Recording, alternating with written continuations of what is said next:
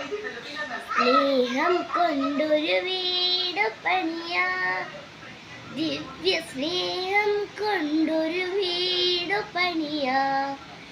ദൈവത്തോട് അനുവാദം ചോദിക്കണം, ദൈവത്തിൽ ഹിതം തിരിച്ചറിയണം.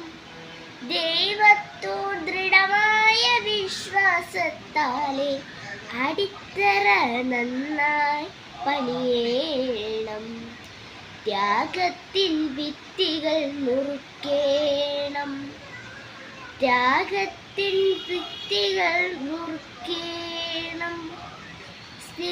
ദൈവത്തോട് അനുവാദം ചോദിക്കണം, സ്നേഹം കൊണ്ടൊരു വീട് പണിയാം, ദിവ്യ സ്നേഹം കൊണ്ടൊരു വീട് പണിയാം.